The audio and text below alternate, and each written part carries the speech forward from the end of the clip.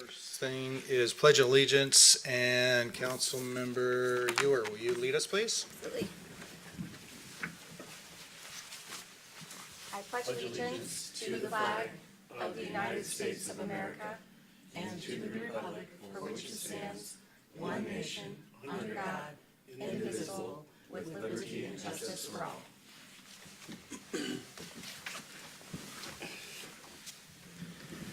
Thank you, Councilmember Ewer. We do have one council member that's on vacation, I believe. We get a motion? I'll make a motion that we excuse Councilmember Navarro Gomez. Second. We have a motion by Councilmember Atkinson and second by Councilmember Hornby to excuse Councilmember Navarro Gomez. Any discussion? All those in favor? Aye.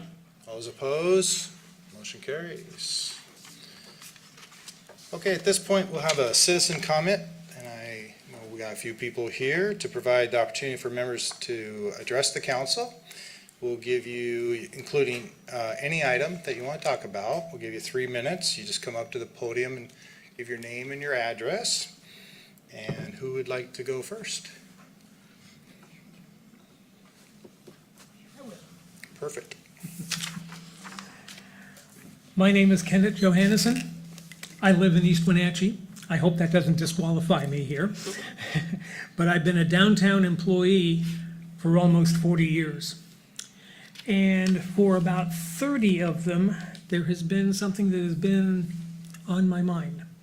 And I think now's the time to bring it up to the council. I once gave this suggestion to Mayor Earl Tilley, and he forgot about it the moment I closed my mouth. So I'm hoping it goes better here. It concerns First Street, right across from where the Convention Center and Performing Arts Center is being expanded. And that construction will soon end, and First Street will be reopened to traffic. My suggestion, don't reopen it to traffic.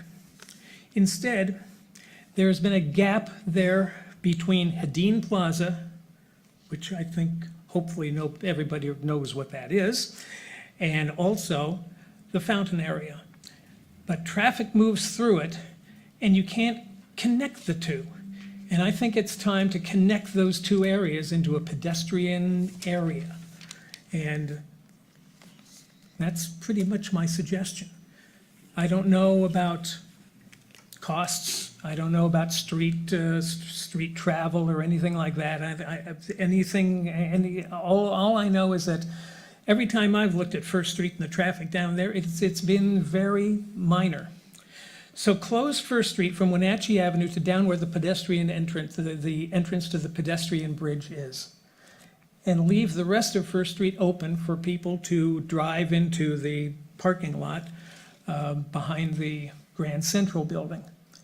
And I think that would be a good idea. I think it would open that area up and make it more of a pedestrian-friendly area and connect the two and maybe make it more relaxing. And if people want to hold small demonstrations or protests there, that would be an extra place for them to do that.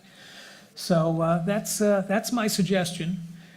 And I thank you for listening. Oh, one more. Save easies. All right? Thank you. Okay, who's next? I know a couple, yeah, feel comfortable to come up and, Hello, my name is Landon, and I am from East Wenatchee. My name is Kingston Van Winkle, and I'm from Wenatchee. And we are here to discuss the Hale Park situation. So our passion is scootering, and with Hale Skate Park being shut down, that's been not very good for us because we can't practice our passion and we can't practice. And we are here to request access, even if it's only on weekends or whenever we can, to practice safely at Hale Skate Park. I've been scootering for 2 years, and throughout those years, I've been committed to go to the skate park every minute I could. And Hale Skate Park is the best skate park for having fun, progressing, and making new friends. And because Hale is the only skate park that has ramps with good transitions, concrete, and size, like sheer ramp size, in all of Wenatchee and East Wenatchee. There's like been like people, like friends of mine that come all the way from Spokane just to ride the skate park, and I think skate park would help out the whole action sports community, not just scootering itself.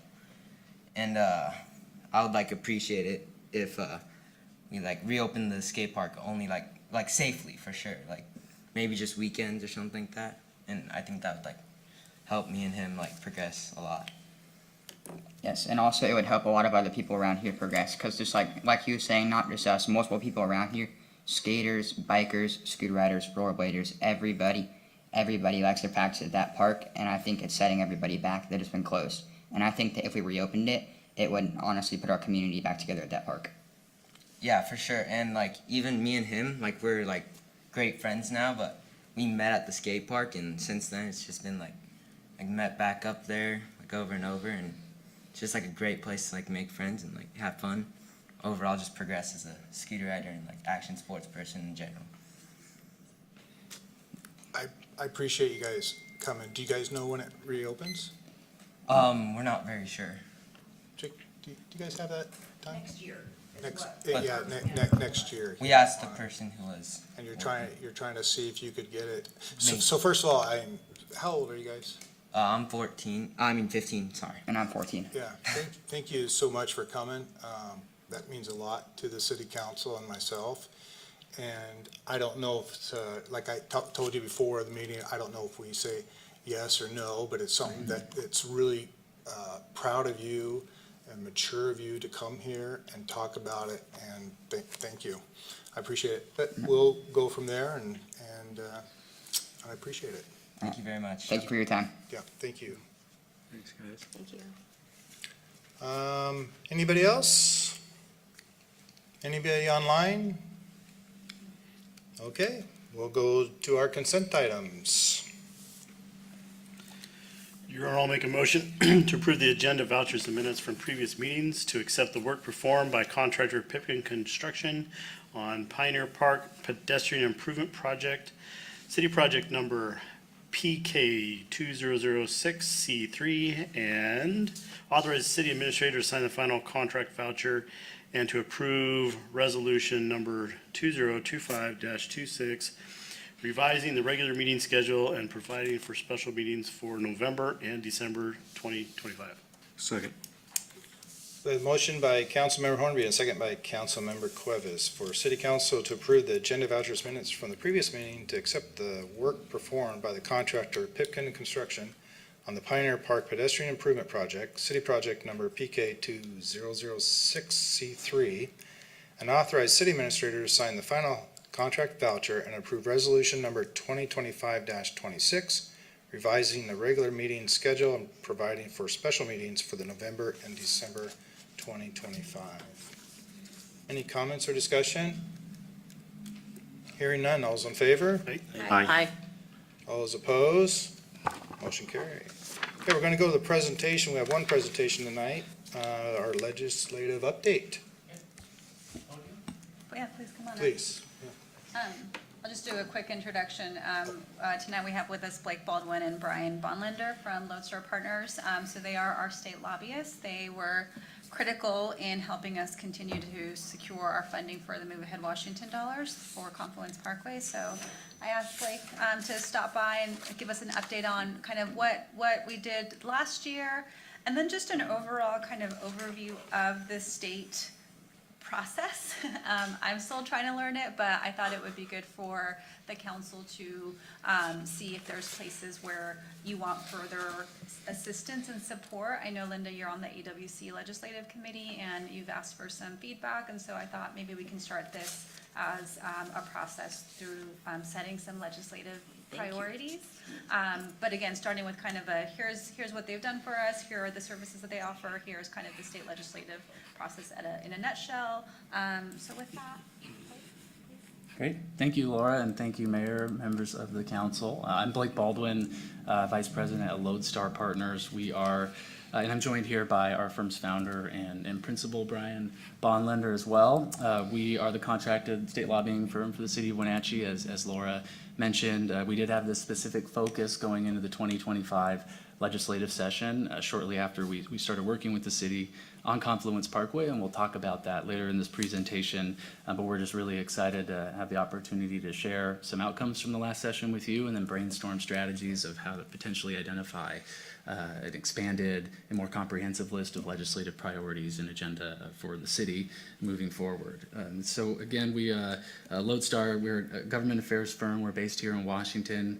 We provide services everywhere from government relations to public policy, and in public policy, strategic consulting, research, and policy analysis. But most of our portfolio and scope of work is around contract lobbying services, where we represent our clients before the state legislature and agencies within state government. But we do also have some experience engaging in advocacy at the local and federal levels of government as well. And our clients with our firm range everywhere from local governments and economic developers to nonprofit organizations, state boards and associations, and as well as the private sector. Our Lodestar team, Brian and I are both here. Brian has about 25 to 30 years in public policy experience. He grew up in Yakima and is based now and lives in Seattle. He served as then Congressman Jay Inslee's legislative director when he was back in Washington, D.C., and then later as chief of staff in his congressional office, and then worked on former Governor Inslee's gubernatorial campaign, and once successfully elected, the governor appointed Brian to serve as the director of our State Department of Commerce. He held that director position until 2019 when he established this firm. And then again, I'm Blake. I grew up here in the Wenatchee Valley, well, Cashmere, I call it the Wenatchee Valley. And I moved back here to Wenatchee in 2019. I've been working in public policy at the state and local levels for about 12, 13 years now. I have worked in the state legislature as a legislative assistant for former Representative, then Senator Brad Hawkins. I also worked in Governor Inslee's administration where I met Brian. I was his outreach director for Central and Eastern Washington, and then later served as his director of outreach. And then when I moved back here, briefly worked with Chelan County as their economic development director and NCW Tech Alliance as director of operations before joining this firm just almost exactly 3 years ago today. And then we also have Jasmine Vasavada on our team. Jasmine, in her civilian or her outside of work life, she's also an elected official for the Port of Olympia. She's been a policy director at the State Department of Commerce and policy staff in the legislature. And then Cassie Saganik is our associate at the firm and is a veteran of the U.S. Army and has also served as an executive assistant for another lobbying firm before joining our firm about 2 years ago. We decided it'd be really helpful to get our bearings for this conversation, just as Laura had mentioned, just a really brief overview and refresher of just how the legislative process operates. It's pretty nuanced and complicated, and so just trying to boil that down. There are 49 districts in the state of Washington, state legislative districts. They all constitutionally are required to have roughly the same population, so that's why you have massive districts on our side of the mountains and tiny little districts that sometimes are several city blocks within the city of Seattle.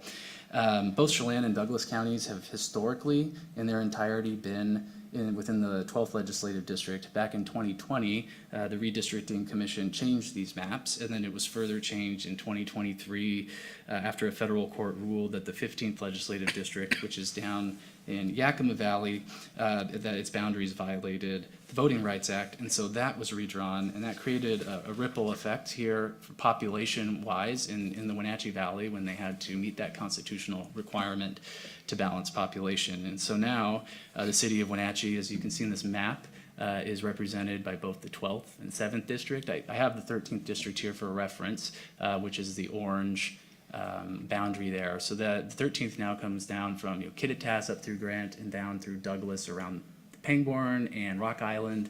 The 7th district actually jumps across the river from Douglas County into Wenatchee around Yakima Street, and then comes up around North Wenatchee Ave and captures some of North Wenatchee around where the North Wenatchee area improvements projects are, Old Station, and then it crosses back over the river around Bob's Apple Barrel.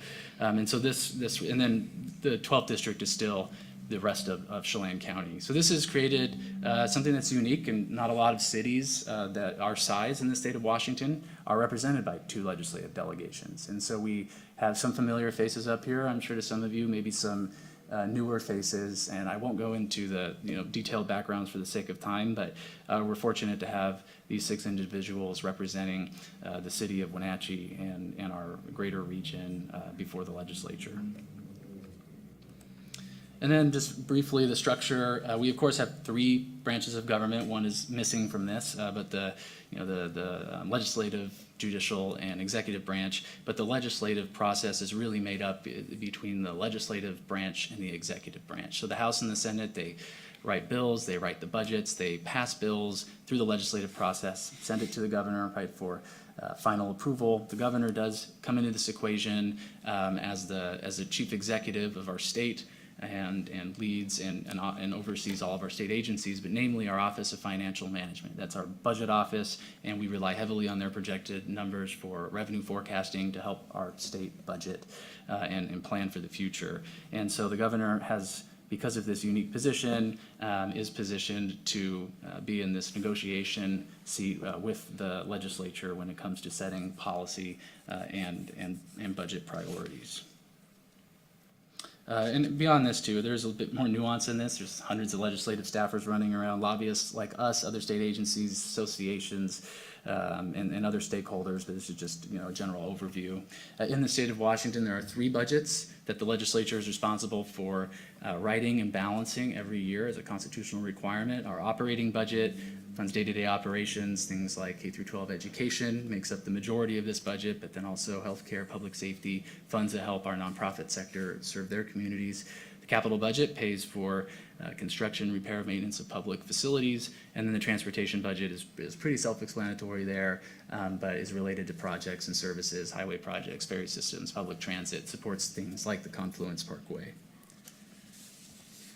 So a brief overview, and I'm very happy to provide a more detailed recap of the legislative session and its outcomes to the council members following this, but for the sake of time here, this last legislative session was what we call a longer session. So it's 105 days long. On odd numbered years, the legislature comes together to draft a biennial budget. And that is for the next 2 fiscal years. On the even numbered years, they come together to draft a supplemental budget, making supplemental appropriations and changes to the budget that they had written the year before.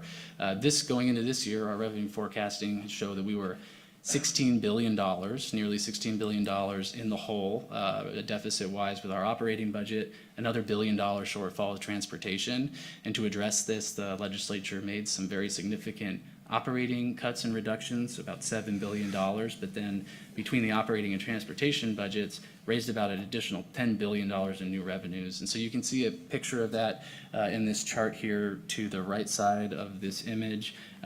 These were historically high budgets in $77.9 billion. I think when I started working with the legislature about 12 years ago, we were in the high 30s, low $40 billion range for the operating budget. So spending is significantly increased, and these are some of the $9 billion in new revenue, largely supported by adjustments to the business and occupation tax.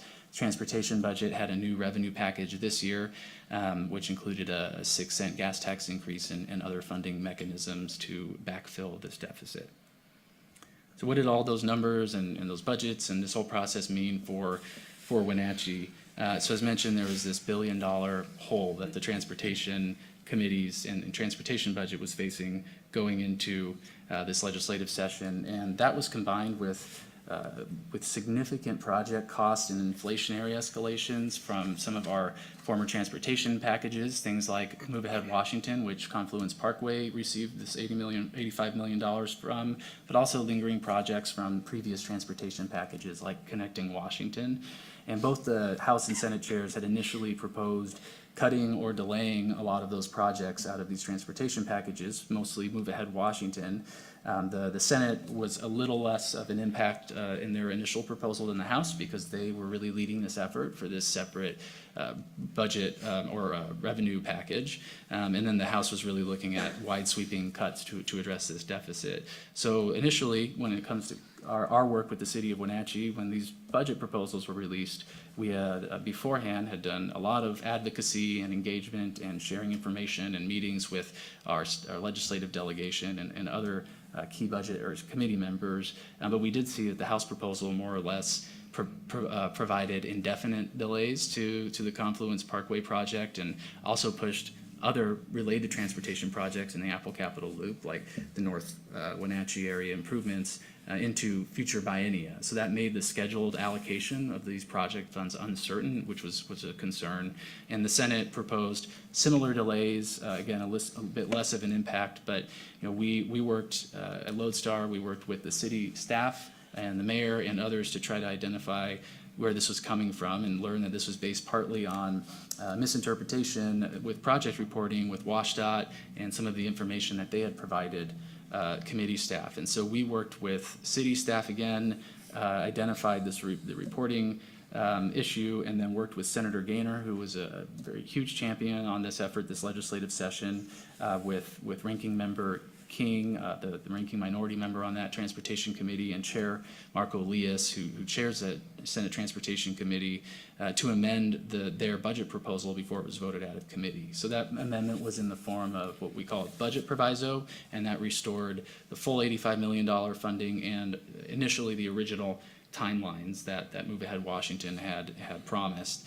The House had passed still its own version of the budget with its cuts, and so once those two chambers, the House and Senate, started negotiations to agree on their final budget, we continued lobbying and advocating to those transportation leaders, and ultimately were successful in keeping this full $85 million in those Move Ahead Washington funds for Confluence Parkway, and keeping the North Wenatchee Area Improvement Project on track as well. There were some minor shifts in funding that was previously planned to be released this biennium. A chunk of the funding was moved to the next biennium, but ultimately the overall delivery and project budget remains on schedule. There's more work to be done, as we were just talking to the mayor about, for next legislative session. There are some matching requirement funds now tied to a lot of these Move Ahead Washington projects all across the state, so that wasn't unique to Confluence Parkway, and so we'll be working to address some of those challenges moving forward. But ultimately, this is a really encouraging session, and it shows why I think advocacy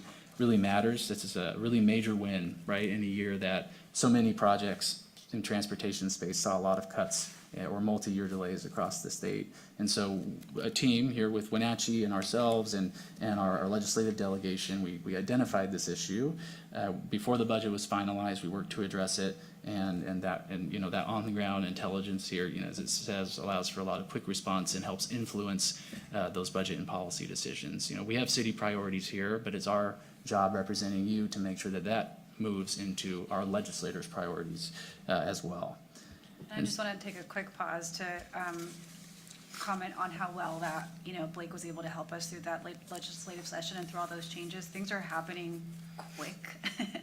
Even though that session's 105 days, those things are coming through quickly, and being able to have folks in the room that can pick up on conversations, that can connect us to the right people. He was able to get us in touch with budget writers and get Jake in touch with them so he could explain all the different nuances of the project. And so it was really invaluable what we were able to do so quickly with Blake's assistance through this last session for the project. Could we do it on our own? Sure, but it would, again, it's so critical to have the right people in the right places during these things that I don't know that we would have been as successful without him. So I just want to, again, kudos, and then Thank you. Just to really reiterate how important it is to have the support. Thank you. I mean, this was, I want to refrain, I guess, from using the word a fun thing to work on because of the dire consequences, but it was an incredible learning experience, and really enjoyed working with the team here, and having the mayor and Laura and Tom come out and visit us in Olympia and do in-person advocacy. That when you show up, these legislators, they know that, they realize that, and it's incredibly important. I'm really looking forward as we continue. It's a great segue that we teed ourselves up for. Thank you. To 2026, having more council members and city staff and other folks engage in this process. So I think, we don't have to set these priorities today in this presentation by any means, but just want to provide the council with some key things, to consider as the city does consider moving forward in looking towards the 2026 supplemental budget year legislative session on what we want to focus on. 3 buckets really to look at are funding, policy, and defense. So, what These are proactive examples to consider, what can the state policy and financial resources that they have, the legislature, how can they solve problems that might exist here at the local level? And then with the defense, can we think ahead on any potential policies that might have a negative impact on the city? How do we prepare to respond to those things, right? And so what those things are is, these are some really important questions to ask on what should make the cut. Does it have a direct local benefit? That's not only to the city, it's really important. Does it have a benefit to the people that live here, right? Is it achievable? Is it feasible? Are we asking for $1 billion to build? I don't know. Is it an achievable and feasible ask? Does it align with regional statewide momentum? An example of some momentum right now is around affordable and attainable housing. That's on the forefront of the governor's mind and every legislator there, and an issue that needs to drastically be addressed all across the state. Do we have a legislative champion? We have 6 legislators now, so I would hope that we could absolutely find one of them to work with as a legislative champion. And is it measurable if achieved? And what I mean by that, I suppose in this context, is whether our advocacy, we need to be able to clearly show with concrete outcomes how this advocacy is successful and the difference that it can make. We just met with the governor's office a few weeks ago to talk about some housing policy and proposals that they might be pursuing this year, and their policy staff has been meeting with a lot of stakeholder groups. So I can share an example from that today of what I mean by this. So a measurable outcome, something that's not measurable in our legislative agenda, I should say, would be something like support housing legislation. Something that would be measurable would be expand tax increment financing authorities to invest in infrastructure that increases housing supply for Washington's communities. And so that's just trying to think of how to frame and know that we have a very clear objective and a pathway to achieve that objective. And so this slide, I think, is a good place to just leave up and stop. But I think as we identify the city's needs, that becomes how we transform them into these policy funding ideas. I have this first bullet up here as an example of, as the city is spending its time and resources and political capital in the legislative process, what should we include on our legislative agenda, right? Indigent defense is going to be something that is going to be a top priority for cities and counties all across the state. And your association of Washington cities has a great firm understanding on this issue, and it's likely going to be front and center in their legislative agenda. So it could make this list here, but should we, while you might have that in common with, say, the city of Spokane, for example, will Spokane be going to bat when they're in Olympia saying the city of Wenatchee also really needs a new water main replacement, so please support their capital budget requests. So just being kind of thoughtful on what should make the local policy agenda, and perhaps there's another category to support some of those statewide efforts. And then just some of these other ideas. Nice-to-haves versus nice-to-haves.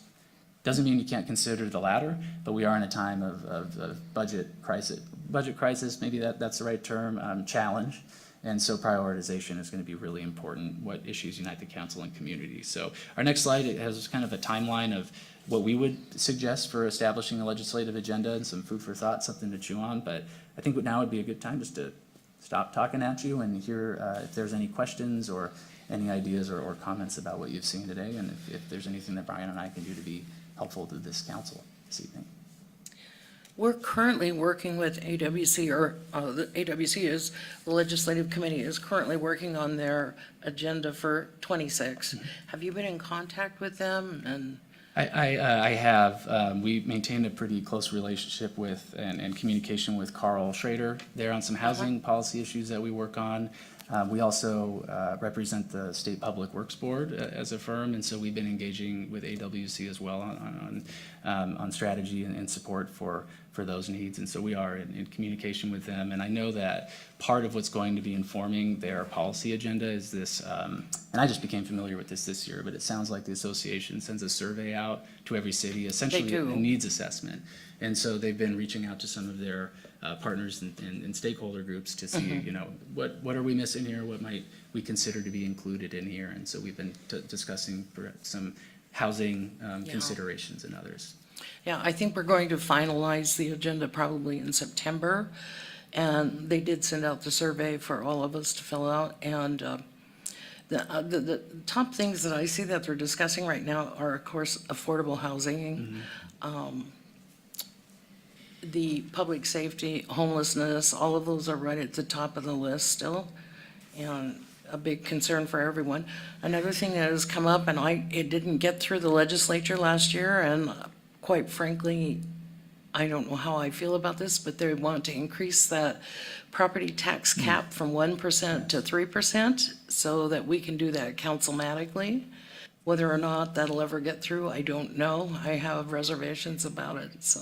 Was that, could you remind me, was that included on last year's AWC legislative? Yeah, it agenda? was. It was, a lot of the cities are pushing for that because they just don't have the money to Definitely. provide Understood. services. No, understood. Well, I think that, we certainly could help support, as your contracted lobbying firm, right, the AWC legislative agenda by putting, especially with our legislators, that would be part of our role, is by taking this very broad agenda that is association level, state level, and then telling the stories of what this looks like at the local level, how these issues are playing out with indigent defense or some of those measurable housing priorities that, we had mentioned before, but then also using those opportunities in that time to engage, to talk about some very specific city needs, capital budget needs, what is a great need right now that's rising up in department needs, what's most urgent. And so I think a good mixture of those statewide priorities, putting a local story and impact to tell that story, and then also looking at some of our more local needs, it would be an ideal list for this legislative agenda.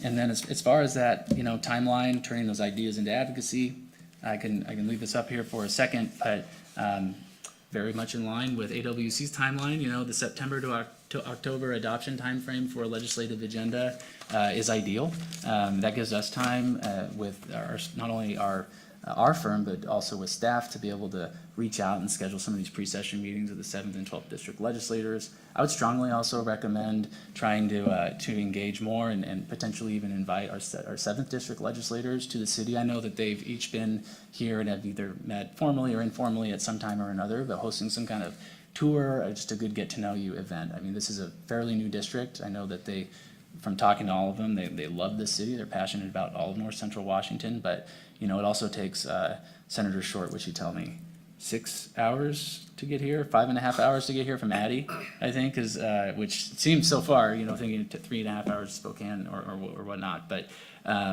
she lives up there, and so she, bringing her down here and really filling a day, and so she can really learn and have a Wenatchee 101 strong recommendation. Would be happy to work with city staff and the mayor to make that happen. So just want to, if there aren't any other questions or comments, just want to thank everybody. I look forward to continuing to engage with staff and the mayor and council, and hopefully putting a solid legislative agenda and marching orders for Brian and I together later this year. Great work. Thank you for all that information. Absolutely. Very good. Look, our city administrator, Laura, said it really well. It's just that additional power. Could we have done it? Maybe. If anybody could have done it, she could have, but then results, the one thing you had is like surprises. You get us into the right people, and it's not surprises that have that agenda and not hard work. So that's what I see, how you guys bring that to the table for us to continue for our projects. So and have other projects that we want them to proceed to go further. So. Absolutely. Surprises is a great way to frame that. There's multiple surprises every day during the legislative session. Continue to be surprised. So, yes. All right. That's all for me. Blake. Thank you all Thank you, so Brian. much. Appreciate it.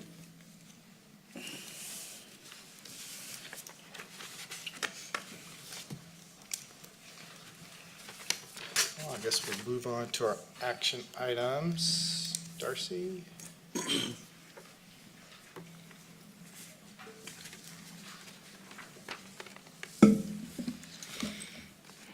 Good evening. Excuse me, sorry. Good evening, Mayor and Council. I'm Darcy Ronning, Utility Project Manager for the City of Wenatchee Public Works. Tonight, I bring before you an application, we're actually two applications for Public Works Board funding. And the reason I'm actually here tonight is this particular it's actually a loan, I'm sorry. The Public Works Board funding is a loan program, and one of their requirements for the application itself is that I ask for council approval and have city administrator signatures on a form that says, I've talked to you about applying for these projects. So that's a little bit different than some of the other grants that I've applied for and come before you. Our Department of Ecology does not require us to come before you and ask permission. We typically apply for those, and then if we are granted funding opportunities, that's when you usually hear me come forward and tell you about the project. So, but Public Works Board funding wants me to ask ahead of time, and so I'll talk to you a little bit about each one. We have 2 applications we want to put in. One is for our wastewater treatment administrative plant. We want to build a new building for our administrative staff down at the treatment plant as part of the rearrangement down there, and our remodeling efforts to bring our treatment plant up to current standards and meet the capacity for the future growth. We need a building down there. The second application is for our Crawford water main replacement extension, which has been on our capital budget for a bit and is up next year. So we're seeking funding for that project, which would replace the water line from Okanagan up to Miller Street. That is one of our most challenging water lines right now. Our crew's regularly out there fixing and repairing that and trying to hold it together while we can get this funded and replaced. So we're eager about getting that project moving forward. These are both loans. As I said, they're just applications right now, so within my meeting minutes, I did attach the table there for Public Works Board funding and how they provide those loans and the terms. It's worth mentioning that the Crawford water main extension is in an area that is considered distressed or severely distressed. And if they rank that as such, there's an opportunity for some of that funding to be a grant award, 15 to 50%, depending on where they tag that, whether it's distressed or severely distressed. So we're optimistic that there could be a part of that would be grant dollars. The Crawford water main extension application is $3,375,000, and the wastewater treatment plant is $4,956,466. The Public Works Administrative Building is down on the riverfront. I think most of you are aware and have toured that, and that is not a distressed area, so unlikely to get grant funding for that, but the loan terms are very favorable for us, and we feel that the Public Works Board funding is the best dollars spent for both of these projects and allows us to utilize some of our cash funds for other more emergent needs rather than going through this loan project. So today, my request would be that you would approve the city administrator to sign what's called the applicant certification form, and that is the form that the Public Works Board would like me to submit with both applications, if we get permission to sign those. And then they will award this in the fall. They said they didn't define fall, but probably October, we would hear how we did on the ranking, and at that point, I would circle back with you with more of an agreement, like I've done in the past, that states the full dollar that we would be borrowing and what those conditions would be. Happy to answer any questions on either project or the loan program itself. I have a question. Thanks for coming, Darcy. Always good to see you. We're doing about a little over half a mile on that project. And how does the hospital maintain water during this? It's a great question.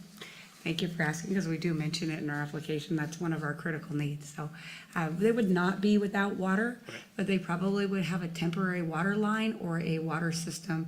If it were an emergency, for example, we would have more of what we call a bladder system. It's a big water bladder, it really is, that can provide water by pumping it back into our line.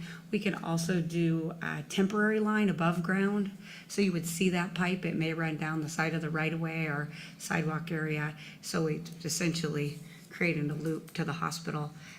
Those have limitations, but we can get water there. And so my whole point is this is a critical piece of this line for the hospital. We need to repair it, but if we do it proactively, they're not out of water for a while. Correct. Okay, thanks. Yes, we'd like to avoid like any road damage or anything from more of a broken line. Our crews are very versed at fixing this line and turning that water on and getting it back on quickly and they'll consider that during construction as well. And this was brought up to finance today. Yes, both loans and the projects were brought to finance this afternoon. Any other questions for Darcy? Your Honor, I'll move for City Council to authorize staff to apply for Public Works Board funding for construction dollars in the 2025 to 2027 biennium for the Crawford Water Main Replacement and Wastewater Treatment Plant Administration Building projects, and authorize the city administrator to sign the applicant certification forms for each application. Second. A motion by Councilmember Harold and second by Councilmember Ewer for City Council to authorize staff to apply for Public Works Board funding for construction dollars in the 2025-2027 biennium for the Crawford Water Main Replacement and Wastewater Treatment Plant Administration Building projects, and authorize the city administrator to sign the applicant certifications forms for each application. Any other comments or discussion? All those in favor? Aye. All those opposed? Motion carries. Thank you for all your work. Thank you. Have a good night. I hope to come back within the fall. So Darcy, just a side note, so Darcy has two offices. She has one here, and then she has to go, she's at Public Works 2 days a week, so. Anywhere, either way I go, I always see you. It's like every day, so. And the door's always open. And the door's always open. Say hi, Yes. come by. Yeah, thanks, Darcy. Thank you. Have a good night. Thank you. Mr. Hoover. Good evening, Mr. Mayor, council members. I'm here to talk about the wastewater treatment plant digester number 4 project. This motion that's in front of you today will authorize the amendment of the Department of Ecology loan that we currently have for construction of the improvements. Change order number 9 is included in this package, and that is being taken care of in part by the Department of Ecology loan. The change order with the Department of Ecology will add $656,000 excuse me, to the total loan value. And the change order number 9 will take that, there are 12 items on change order number 9, and the budget that we had brought in front of you in January to amend the project budget to address those items, but the exact value was not determined at that point, and we did not have the ecology funds identified at that point and committed. Excuse me. Apologize. So in the interim, we have identified and nailed down the final costs associated with the 12 items on the change order number 9, and we have applied for and received the amendment number 4 funds to increase the project budget accordingly. This is actually going to decrease the amount of money that's coming from the sewer fund because we're getting the additional funds from the Department of Ecology. So what I have in front of you right now is a request to authorize the city administrator to sign the amendment number 4 with the Department of Ecology to increase the loan value, and to sign the construction change order number 9 and amend the project budget accordingly. I can answer any questions because I didn't quite get everything involved there, but this was in front of Finance Committee an hour ago to discuss the change in the project budget. So Jeremy, this is change number 9. Yes, We've been talking about these change orders for quite a while. yes. How close are we to not having change orders? It is anticipated that this should be the final change order in front of you. The items that are left to do in terms of work are relatively minor. We have a drip trap that we have to put in, et cetera, et cetera. I can go into details if you want, but we're anticipating being done and having a grand opening hopefully by October. That's the goal. Great. Who's doing the ribbon cutting? I'll be there. Okay. Sure. Thank you, Jeremy, for all your hard work. I know this has been a long project. Yes. Your Honor, I'll make a motion for City Council to approve the amended project budget for the wastewater treatment plant digester project number 1810, and authorize the city administrator to sign amendment number 4 to Clean Water State Revolving Fund Loan Agreement with the Department of Ecology, and to authorize the city administrator to sign the construction change order number 9, the last change order, and amend the project budget. Just kidding, sorry. Second. We have a motion by Councilmember Rodestian, and a second by Councilmember Hornby for City Council to approve the amended project budget for the wastewater treatment plant digester project number 1810 and authorize the city administrator to sign amendment number 4 to the Clean Water State Revolving Fund Loan Agreement with the Department of Ecology, and to authorize the city administrator to sign the construction change order number 9 and amend the project budget. Any other discussions or comments? Hearing none. All those in favor? Aye. All those opposed? Motion carries. Thanks, Jeremy. Thank you. On-call traffic engineering services. You nailed it. Thank you. Good evening, council, mayor, Jake Lang, city engineer, just here to bring this item to you, seeking authorization to negotiate and execute an agreement with Transpo Group for an on-call traffic engineering contract. So essentially, this contract will help the city with expertise and sort of augmenting our staff as traffic needs arise. This can be anywhere from reviewing traffic impact analysis, signal timing, intersection safety, traffic analysis, or looking at volumes, just assist our staff over. It's a 2-year contract, and we would basically negotiate a task order with each one. This contract I'm bringing forward is not to exceed a total of $100,000. So we put out an invitation. We had 6 interested parties, all highly qualified, but we selected Transpo Group to do this work, and so I'm bringing it to you.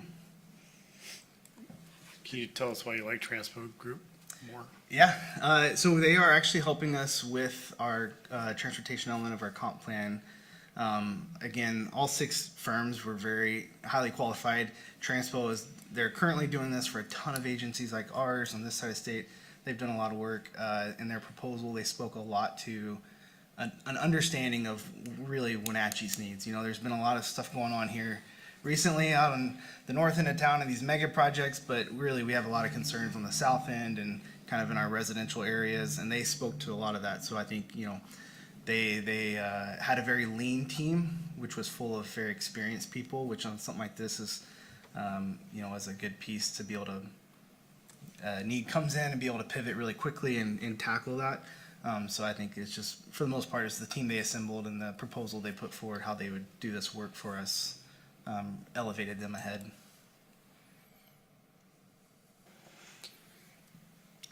Did you already mention it? When's the last time we did this? We have not had an on-call traffic engineer, to my knowledge. This has been on something we were wanting to do for the last, it's just been trying to find the time to pull this thing together. We do have things like on-call surveying. We've had other on-call engineering services. This is budgeted out of a professional services line to specifically cover these types of things, to help, again, to kind of augment staff with as busy as things have been, so that we can not delay on some of these important things that come up from time to time. Any other questions for Jake?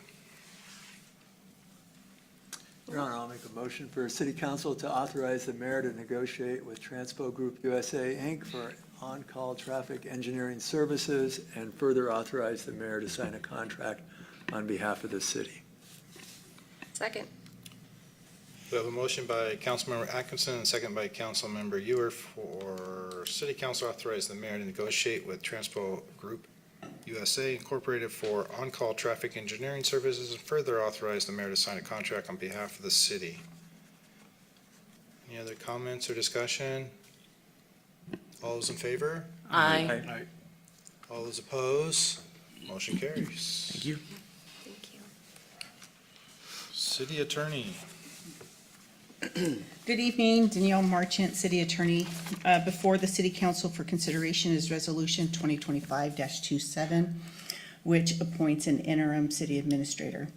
Our current esteemed city administrator has resigned with a resignation effective date of August 29th, 2025 at noon. So the interim appointment that Mayor Poyer would like to make is effective at that time, and the individual he has chosen is Chief Edgar Reinfeld. The city code and the statute is silent on interim appointments, so we kind of default to our rules of appointments in general, for even the permanent position. So the interim appointment, we are defaulting to obtaining city council confirmation of such. Layman term, it wasn't quite clear, so I said, let's bring it to the city council. Yeah, it's silent. Yeah, Yeah. yeah. The city code and the RCW is silent. There's no case law from courts that kind of guide us on these interim appointments. So when in doubt, we go to the conservative approach and obtain a city confirmation of the appointment. So we've obviously went local to applications, and I'm having the directors involved heavily in this. I think that's very important for myself and for them and for the city council. So I think our next step is our director's gonna get together and then look at national, just to keep pursuing that. So hopefully we'll have something figured out in the next few months. Just so you guys know where we're at on this.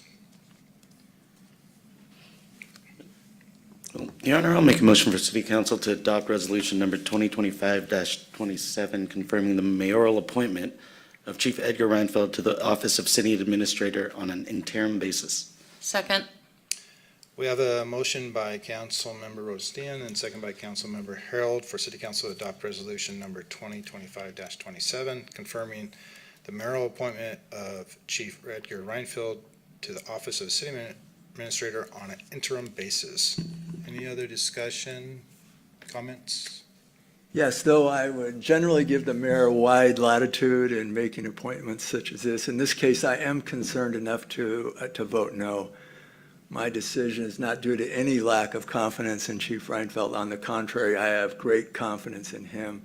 Rather, I believe that he currently holds, if not the most important job in the city, certainly the one that on a day-to-day basis has the greatest potential for impacting our citizens. Public safety is one of the core reasons for local government. The chief plays a direct and essential role in crime prevention, emergency response, and building community trust both with our citizens as well as the men and women who serve in the police department. I don't want to make a decision. I don't want a decision that we make, especially one that would increase his responsibilities to risk distracting or diverting his attention from these vital functions. I fully appreciate that reasonable people can disagree, and that's the spirit in which I've come to this decision. I'll certainly support the council on whatever decision that we make. I'll go next in line. So, thank you, Chief Reinfeld, for stepping up and being a team player. I agree a lot with what council member just mentioned about the concerns about public safety. I think the directors have some work to do, and I don't want to waste time. If this lasts more than a few months, I'm having more and more concerns as time goes on that it directly impacts public safety. So I implore the directors to get busy, do your homework, get these interviews done. I will be voting yes. I do have faith in both the mayor and Chief Reinfeld, but time is critical. Thank you. Yeah, I'll second that, but I'm very confident in our department heads that you can do a good job and step up and absorb all the other duties and get this done quickly. So thanks. I believe the department heads are very seriously concerned about this and working diligently to take care of this situation. I also had a concern about if we were overloading Chief Reinfeld, but I also have complete confidence in his captains under him that they can take over maybe some of those responsibilities and fulfill and pick up pieces where he finds himself stretched a little thin. I can see that it's a big responsibility, Chief, being as the head department for the police department. and for the city administrator. They're two big jobs, doing it at once. I know you, chief, and I know you can handle it. I trust in you too. And I want all the directors to work as a team and work all together so we can now bypass all this matter. The sooner the better. I agree. I shared similar concerns and just the overall workload and not wanting to put that huge of a burden. However, I do have full confidence that the chief will be able to do the job, as well as the director stepping up to help as they can. And I just am really hopeful that we're able to find someone here in the next few months, because similar to Councilmember Hornby, I just get, a few months is great. I get concerned past that point. So just hopeful we can find somebody here in the near future. And I thank the chief for stepping up and agreeing to help support in this way. Anything else? All those in favor? Aye. All those opposed? No. Motion carries. Thank you, Danielle. Reports.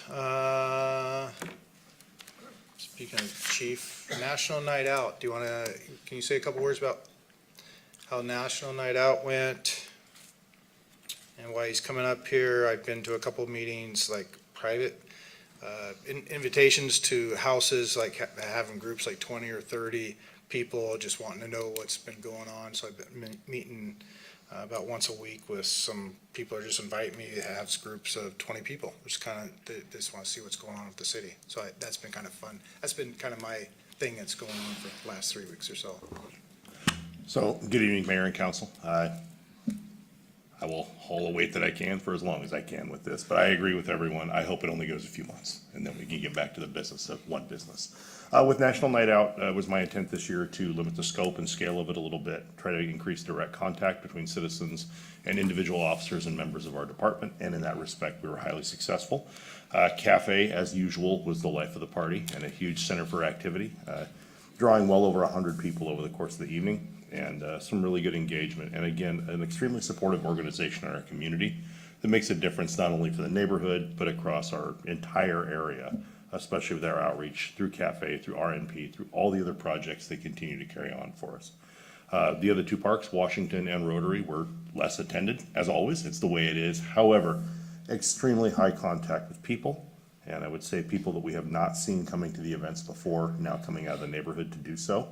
And we'll look at scaling up again slightly next year. One of the intents of keeping it scaled back just a little bit and going for high contact was in the wake of the Decker tragedy. As we sit there and look at it as the immediate, that's when we're really planning and winding up for it. And at the moment, it seemed better to keep it small, keep it very interpersonal, and keep it very close to folks. And in the end, we were very successful in that. And that I talked to people that I've never seen at the events before directly as I visited each of the 3 sites, and especially at Cafe. It was really interesting. Younger father with a very little kid walked down, said, I live just up the street. I've lived just up the street for more than a year. I keep seeing all these events down here, and I finally decided to come down to one. Like, well, you picked a winner. So it was good to see him and a child there. So, yeah, I'd gladly answer any questions you have for me about anything else going on with the department. Thank you for having our officers out there. And I think it was a great opportunity to see everyone and have our citizens shake hands with the officers and have that confidence in our community. Thank you. Thanks, Chief. All right. City Council reports. The Chelan Douglas Homeless Advisory Task Force is about to adopt its well, I shouldn't say that. The 5-year strategic plan is completed. The subcommittee will probably approve it next week, and then it goes to the commissioners. So anyway, that's underway, and Glenn has been apprised of that, and so using it as a guidance document for the city. And so that's happened, and I think I've said to the Finance Committee that I would support having a work session to look at where we go next in terms of pavement preservation. And learns what we learned from the last time. WDA was the last meeting I was at. They just wrapped up their Mural Fest. If anyone made it down there, that was really exciting. Some amazing art pieces. They are looking for a home to display them to the public. They're kind of small. They're 8 by 8 cubes. So yeah, you need space to display those. But they plan on auctioning those off or putting them out for bid. But that was a good event. Also, all the plants and the flowers in the downtown core look beautiful. So if you haven't been down there in a while, they're putting a lot of effort into beautification of the downtown core. So I appreciate all that effort. Nothing to report, mate? Okay. Nothing for me, but I do want to mention, because I saw something posted, we had our Business Development Advisory Committee meeting today, which is a project that we've been working on with the cities and the counties in an effort to create some cohesiveness and helpful resources together for not just the agencies involved, but business owners. So we had a great conversation today, and then I jumped online and I saw that the Downtown Association's Downtown Possibilities Tour, am I saying that correct? Is going to be a conference this time around. Yes, instead of walking into old buildings, they're doing a conference and it's going to have multiple levels from everything from understanding your leases, how to proactively go after your leases, also owners, working with tenants. So there's a laundry list of things that can help businesses grow in the downtown Wenatchee core. Yeah, it was just really great to see, and coming right after that was just like good timing to see that and see all the support coming together to support entrepreneurs and businesses in our community. I think it's really exciting. I don't have nothing, but I was at cafe for the National Night Out. It was awesome. Thanks for being there. Thank you. The open house for the opening of the new expansion at the convention center has been tentatively set for October 30th. Is it going to work, Laura, do you think? I'm not sure yet, but. Yeah, it's just tentative, so stay tuned. It could change. But we're excited to put something on, for sure. Great. All right. Your motion to adjourn? Your Honor, I'll make a motion to adjourn today's meeting. Second. Motion to adjourn the meeting, been first and seconded. All those in favor? Hey. Aye. All those opposed? Motion carries.